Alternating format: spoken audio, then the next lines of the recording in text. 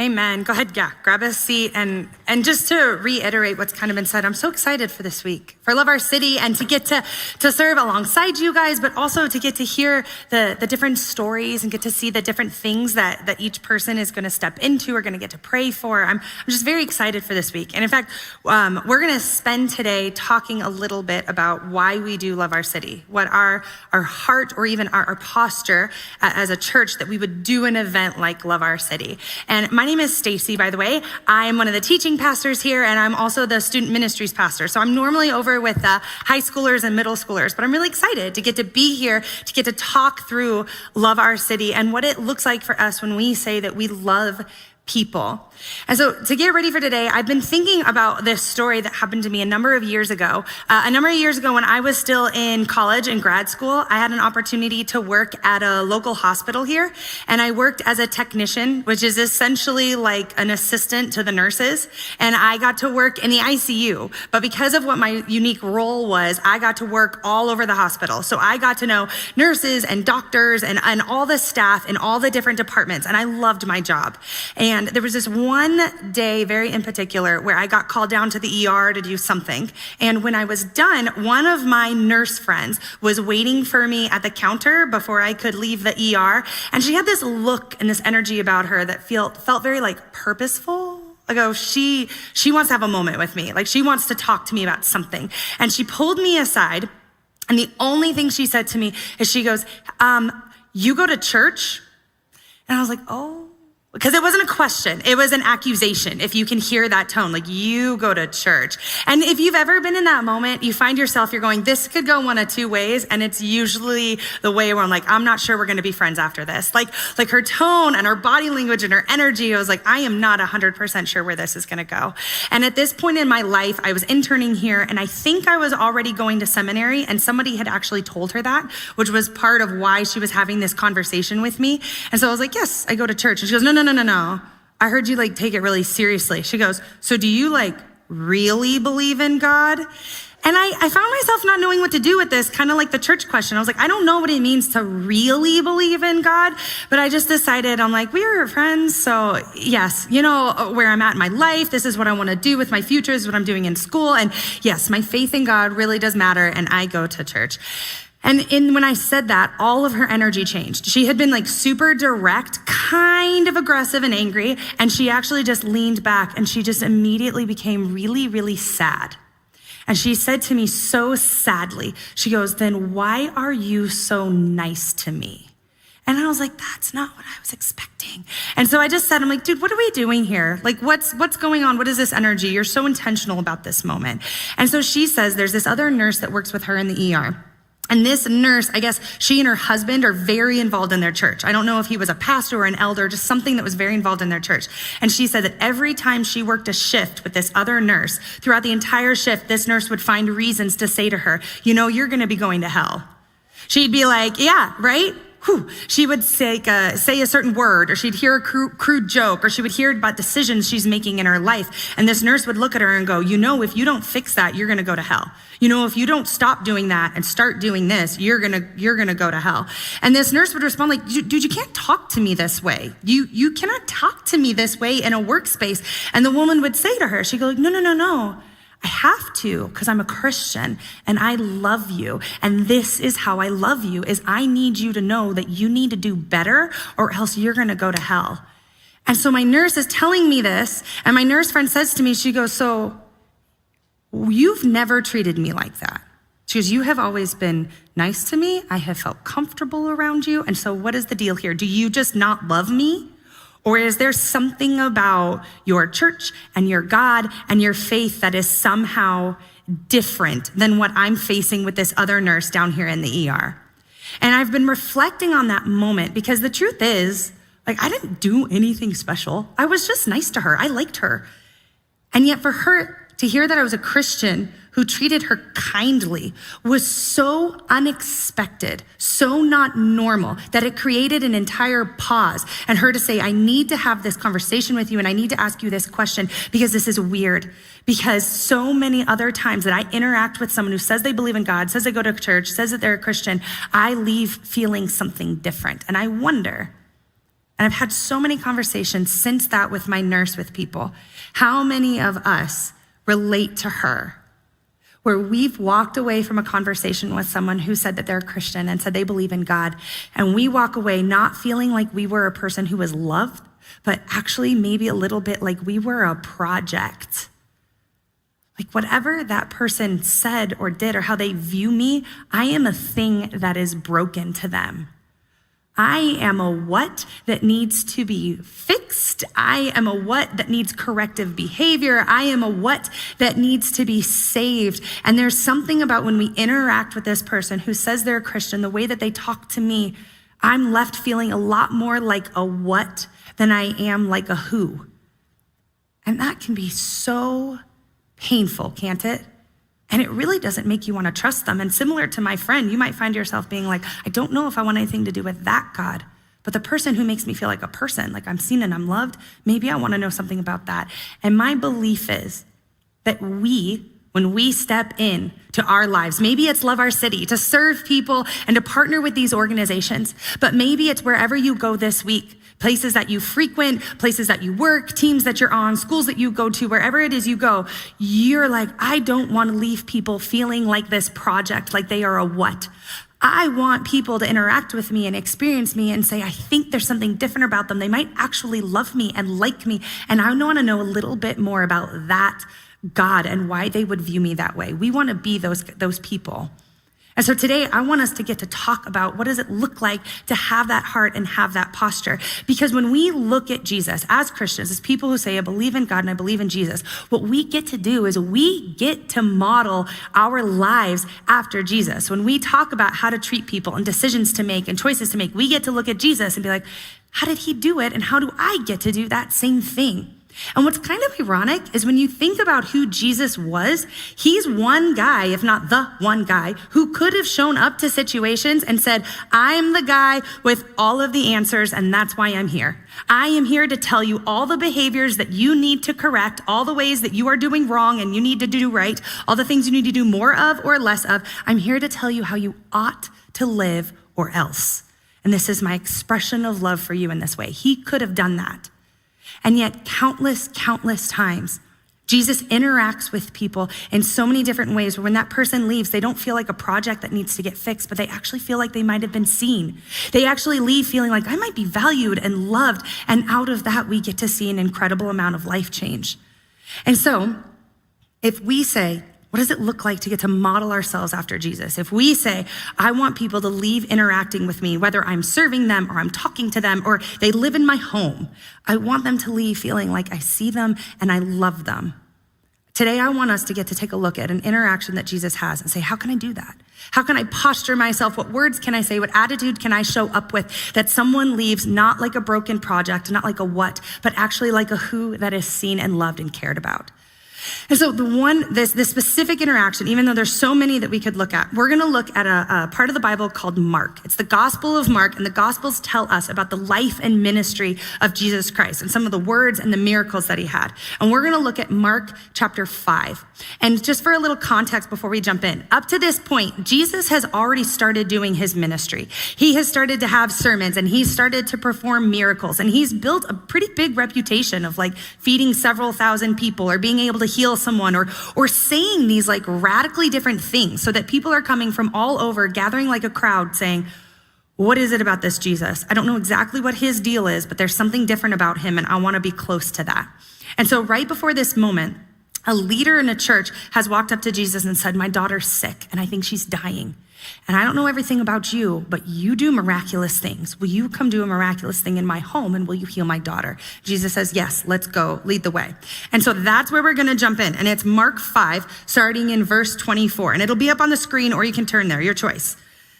And it says, this large crowd has followed and began to press around Jesus and his disciples. And there's a woman there who had been subject to bleeding for 12 years. She suffered a great deal under the care of many doctors, and she has spent all that she had. Yet instead of getting better, she has only grown worse. And then she heard about Jesus. And she came up behind him in the crowd and she touched his cloak, thinking to herself, if I could just touch his clothes, I could be healed. And then immediately Her bleeding stopped, and she felt in her body that she had been freed from her suffering. And Jesus realized that a power had gone out from him, and he turned around in the crowd and he said, "Who has touched my clothes? Who touched me?" And you see, the disciples respond, you see the people crowding around you, right? Like you want to ask who touched me in this crowd that is pressing in around you? And yet Jesus kept looking around, trying to see who had done it. And so the woman, knowing what had happened to her, she came and she fell at his feet, and she's trembling with fear. And she told him the whole truth. And so he said to her, "Daughter, your faith has healed you. Go in peace and be freed from your suffering." And this might seem like a small interaction, but there's so much that happens here that we get to learn from. And some of the reason that we might think, like not recognize the incredible impact of Jesus in this moment is because this happened 2,000 years ago. And so because of that, they have a completely different understanding of health and of blood and of disease. They just have a completely different understanding for them. And within the Jewish culture, her disease that we might read as this bleeding disease sounds unfortunate or uncomfortable. For her, it's so much more than that. Some people describe her as experiencing a living death because of what the impact of this disease would have been on her entire life. Because for the Jewish people, they didn't exactly know the process of blood, but they understood it was really vital to our lives. And so it's highly valued. It was viewed as being this potent life source. Your blood is your potent life source. And because of that, it was treated incredibly sacred. And so if you were a person who was bleeding, you were considered to be impure. This is not a cleanliness thing like get the Lysol. You are impure because blood is so potent and is so sacred. They had all these purity laws built up to keep someone from interacting with somebody else's life source and with somebody else's blood. And because of that, her bleeding disease had left her as isolated from community as we could possibly understand, experiencing a living death. Because for her, she was as cut from community as she could be, and not a little bit. Like for her, for instance, for 12 years with this disease, she would not have been allowed to go to synagogue, which to us, we're like, can't go to church, okay. But for her, it's more than that. She would not have been able to interact with God and go to the place where God's presence was. She's not allowed to be within her community, to be connected, to have friends, to be with family. She would not have been allowed or able to get married. And if she had been married when she got the disease, this is grounds for divorce. She would not have been able to have kids. She is as left out and pushed aside an outcast as you could be. In fact, they had purity laws because if you were impure, then it wasn't just you, your person. It was anything you touched. So if you sat on something, if you touched and used something, if you touched a person, now all of that is considered impure also. And so anyone you interacted with and you touched as an impure person, they now were not allowed to go to synagogue either. They now had to wait a certain amount of time. They had to perform a certain amount of ritualistic cleanings before they could re-enter community as well. And so because of that, this woman, being an impure woman, would have had to walk the streets letting her community know, I am impure. She would have had to shout that. I'm impure, because everybody needs to know that they need to move around her, that they can't touch her because then they would become impure themselves. Can you imagine how she felt, how isolated, different, and other? And then, in addition to that, we're told she's sick. She's sick and she's in pain and she's miserable and she has spent everything she has. She's destitute, every money and resources trying to get better. And Mark actually takes the time to tell us she's only gotten worse. And I wonder if that's why when Mark in verse 29 talks about her suffering, we translate it as suffering, but it's a very specific word. And it is a word that paints much more than just pain. It is this debilitating, oppressive, life-altering, impactful pain. And that's what she's experiencing. And that's what she's been experiencing for 12 years when she finds herself on the edge of this crowd. So imagine what she's doing when she walks in there. She goes, I have nothing. I've got nothing to lose. And I've heard about this Jesus, and he's doing miraculous things. And people are traveling all over just to get close to him. So maybe if I stand on the outside of this crowd and I muster up the energy and I muster up the courage, maybe if I can push and claw and force my way just to get close to him, just to get close enough to touch his cloak, maybe that'll make a difference. Maybe that's the only thing that I have left. And so she does. She musters up this courage and she pushes her way through and she basically just brushes past his jacket. And it says she feels immediately within her body that she has been healed. Can you imagine what that would have felt like to have gone through all of that isolation for 12 years and all of what that is, and then say, and immediately she feels within her body that she has been healed? Like that's euphoric. To say freedom is a completely different thing. Like for the first time in her life, she's been so hopeless about having any kind of future. For the first time in an instant, she's like, maybe I actually have hope here. Except Jesus says, and he pauses in the crowd and he says, who touched me? And she freezes, because imagine being her. Is this not the moment, like my nurse? Like so many of us have been in inner conversations, maybe with Christians or someone who has said that they believe in God, and we think, not here, not now, because they're about to pin me to the wall with this. They're about to remind me that I am broken and I'm a project and I am less than and I need to be fixed and I have fallen short in all these different ways. And he's about to correct me and shame me in front of all of my community. Not here, not now. And so her euphoria gets to last for a whole second. And frankly, Jesus would have had, the right to get to do that. That's why she comes forward trembling and with fear, because Jesus could have said to her, you know the rules. You know the purity rules. Do you know what you've done? You have made this moment impure. You have made the people in this crowd impure. You've now made Jesus himself impure. He could have said to you, do you know all the things that you ought to be doing? Do you know what the rules are that you have broken? Straighten up or else. And he could have said that. Except if we want to have a posture where we see people and we love people and we serve people like Jesus does, what is Jesus's first response to this woman when she comes forward and she says, this is who I am and this is why I'm here and I'm the one who touched your cloak? Jesus says, daughter. That's the first thing he says to her, is a daughter. And it's not like a condescending, like, hey, little girl.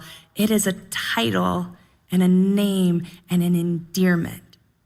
It is looking this woman in the eye and saying, you belong to God and you are now a part of this family of believers. Can you imagine what that might have done for a woman who had been denied a family for 12 years of her life?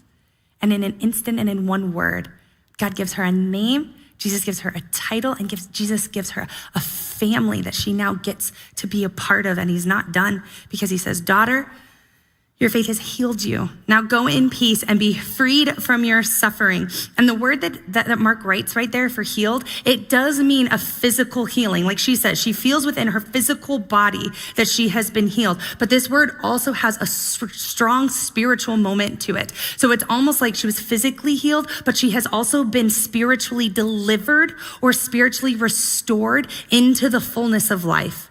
It's like Jesus is saying, yes, you're physically healed, but so much more than that. What it means to be a human, what you were made for, the beauty you were made for, is back to being yours. Connection, family, community. I see you, daughter, and you are back into the fullness of life, not just physically healed. And what I recognize when I see this story that's so beautiful about Jesus and the posture he takes when he meets people is that she showed up to that crowd thinking, I need something. I need a healing. I need a miracle. I need something. And Jesus met that. He gave her the thing. He met the tangible thing that she needed and loved her in that way. But he was not satisfied with meeting the something. He wanted to meet the someone. He wanted to meet her physical need, but he wanted to make sure he made eye contact with her and called her a daughter, that she would always know immeasurably more important to me is the person. And I think when we're talking about, okay, when I want someone to leave interacting with me, I don't want them to feel like a project. I want them to feel like someone who's seen and loved and cared. I want to model myself and my posture after Jesus Christ. I think Jesus shows us so clearly, keep the main thing the main thing. That love sees the person first. That love sees the person across from us that we are talking to, interacting with, that we are serving with. Love sees the person first and sees them as a child of God, as part of the family, with a name and a title and an endearment, with inclusion and belonging. Love sees the person first. And I think some of us, we hear that and we're like, well, yeah, obviously, this is not revolutionary, but I actually think this is trickier than we want it to be. That this is actually much more difficult for us. We have to be intentional. We have to make decisions to get to do that. Because I remember the first time I was confronted with this within myself, where it was not about the person. It was much more about the project. When I was in college, around here, we had a college group, and we had an opportunity to volunteer with an organization here in Tucson called Tijan. And Tijan serves people in Tucson who have AIDS and HIV. And every Christmas, we would get together and we would help them do a Christmas party, because we would get together a bunch of donations, because they put together these really beautiful hygiene packets for them and like Christmas gifts for them. And so we would get all of that together, and then we would go down on a specific night and they would throw this big Christmas party, and they would bring in this catered food that we got to serve people, and they would have a DJ, and it was just this incredibly beautiful night that Tijan would put together. And I had the opportunity to get to volunteer and be a part of this Christmas thing for a couple different years. And I think it was my third year of being there. And I'm in line, and I remember thinking to myself, like, I loved serving at Tijan. One, I loved serving with my friends, but also I just kind of thought, I'm like, this is me doing a good thing. Like, I am a Christian, and I'm supposed to do good things, and I'm supposed to love people, and I'm supposed to serve people. So this is me doing a good thing. And I'm in the food line. I feel like I'm doing that, which is great. And then I remember the pastor who was very involved with Tijan. He had to be a little late that night for some kind of reason. And when he walked in, you could feel the entire party shift to see him. Everybody was sitting at these tables, and from the moment he walked in, he had this big grin, and everybody in the room got energized. Like, he walked up to every single table, and he was shaking hands and hugging and high-fiving, and he knew people by name, and he knew parts of their stories, and he asked them how such and such was going and how was the new job, and people were like talking to him about the food, and people were inviting him to like come dance with us, and he knew people who it was their first Christmas dinner, and so he was asking them, like, I'm glad you're here, how is this? And he knew people who would normally have been there this year and for whatever reason weren't. And so he like grieved with people also. And I watched people stand up and want to be close to him and just want to be near him. And the way that he changed the party just by walking into it was unbelievable. And I know the rationale is like, yeah, he's around more often, but I remember thinking he came here for a completely different reason. I walked into Tijan and I was looking for my reflection. I was saying, what does it say about me that I am here? I am a good person doing a good thing. I'm supposed to be here. And I was looking for Tijan to tell me something good about me and what I was about. But when this guy walked in, he didn't see his own reflection. He saw the people of Tijan sitting at those tables. He saw them and he knew them by name and he loved them exactly where they were. He greeted them with excitement and joy and tenderness when he saw them. And you know what I got to witness is I got to witness how him viewing them and not his own reflection, because he was not asking, what does Tijan mean about me? He was asking, how do I love these people? And I got to watch that attitude, that posture completely change a room. The energy he brought was unmatched. The inclusion, there wasn't a single person in that room who pushed themselves to the side thinking, this isn't for me, they don't mean me. They were drawn forward. The kind of like healing and connection and moments that I got to see him bring into that room, because when he looked across at people, he didn't see a project, he saw a person, was unbelievable. Because like Jesus, love keeps that person first. Love sees that person first.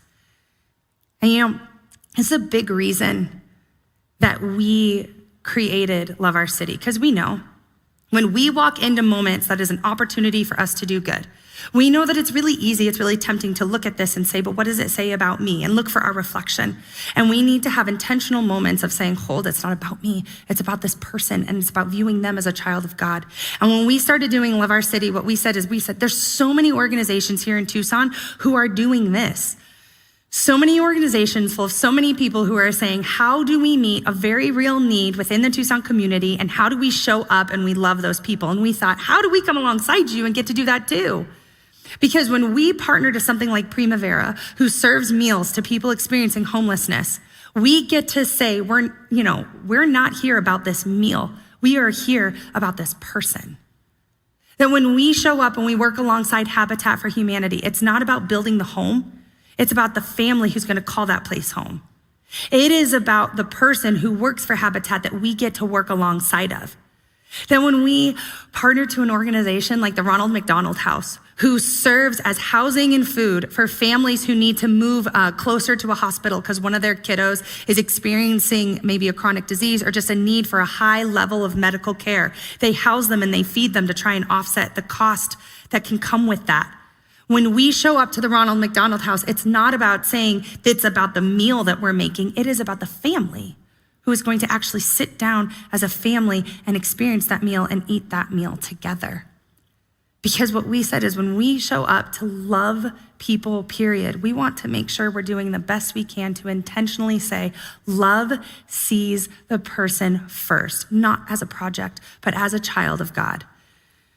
But if sometimes we need to be intentional about this, if sometimes this can be a little tricky, what I want to spend the rest of this morning is asking, okay, so what are two distinct things that Jesus shows us in this interaction with the woman in the crowd, two distinct choices that he makes or ways that he treats her, that we can model ourselves after, that we can say, okay, I want to love like this. I want to posture like this. I want a heart like Jesus does. I want people to leave saying there's something different about how they treated me and how they view me.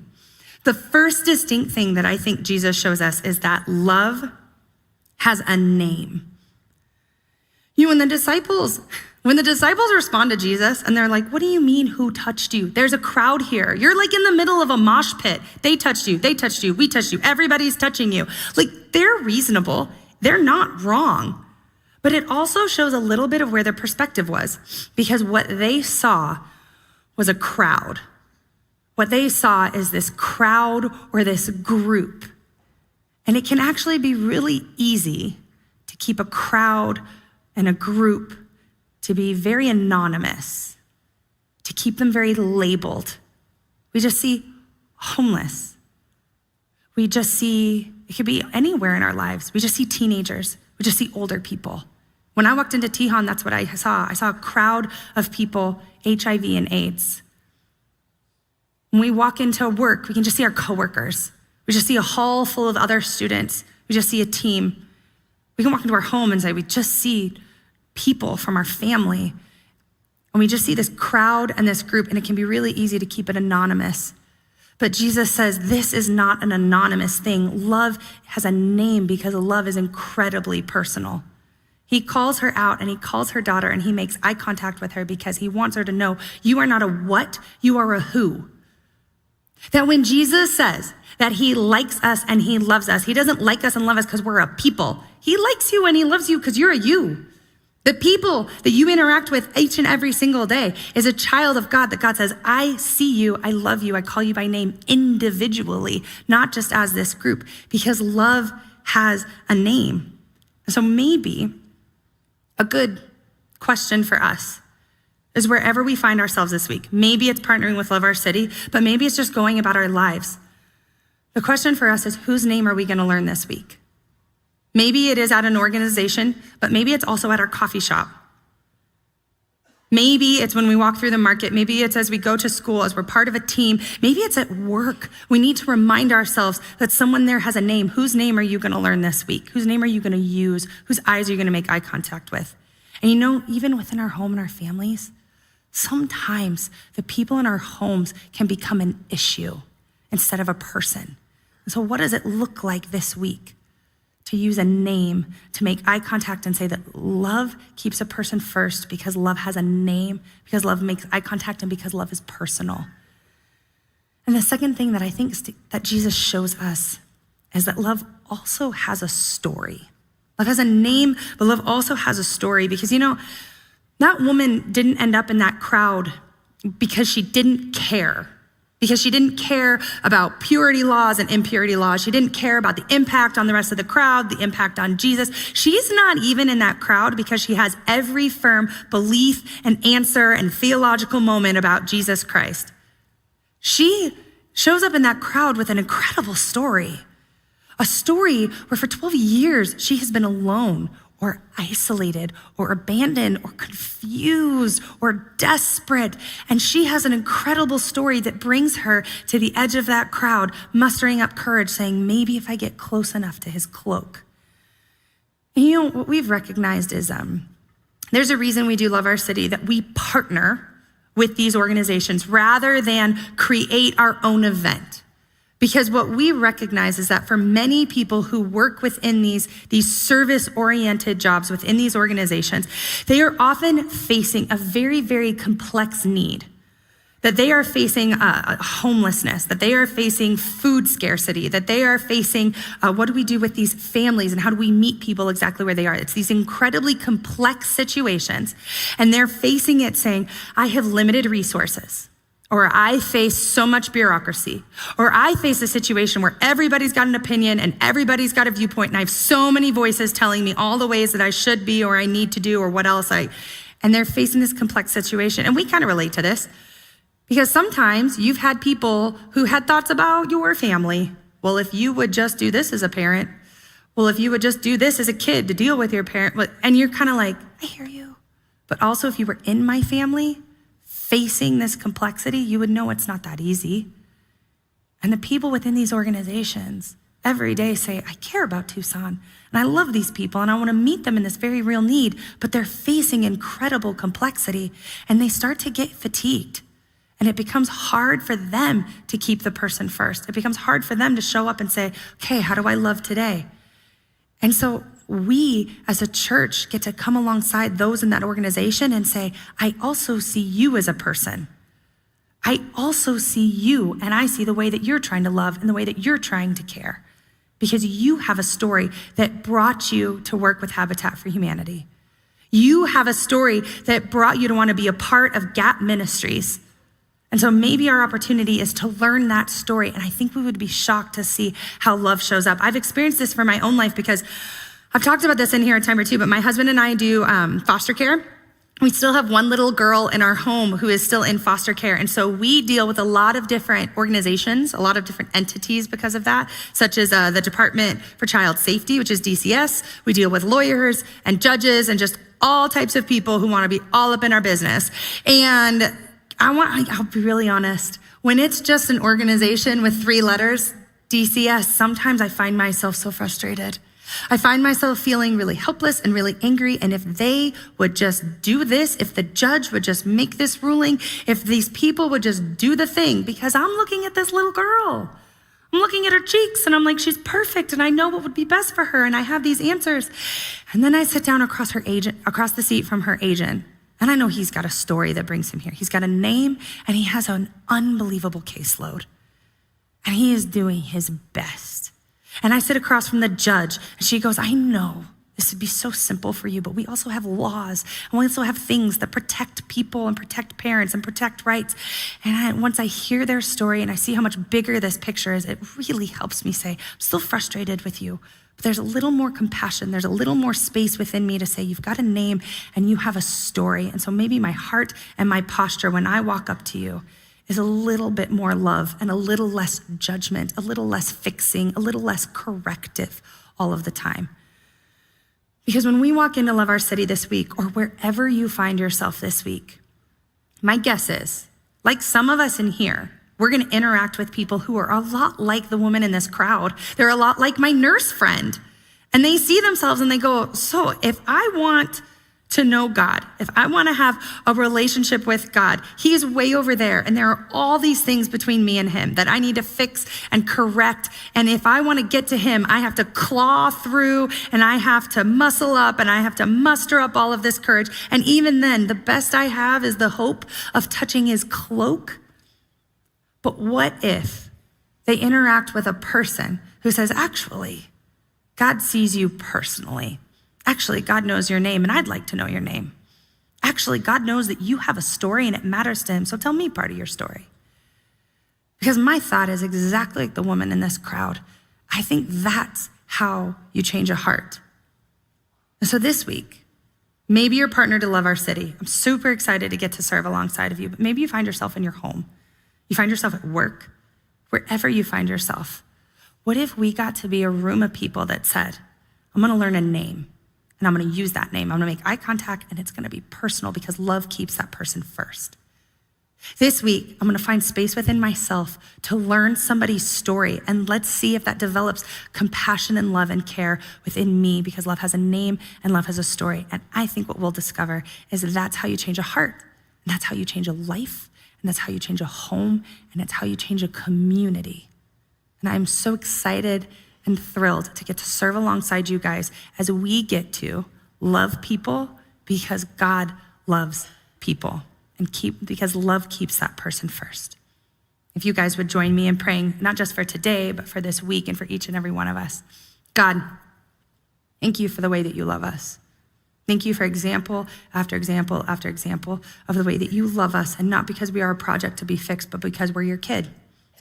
God, I pray for all of us, wherever we find ourselves, that you would help us to have that same posture in front of your kids, that you would help us to love with your love, and that you would help us to keep that person first.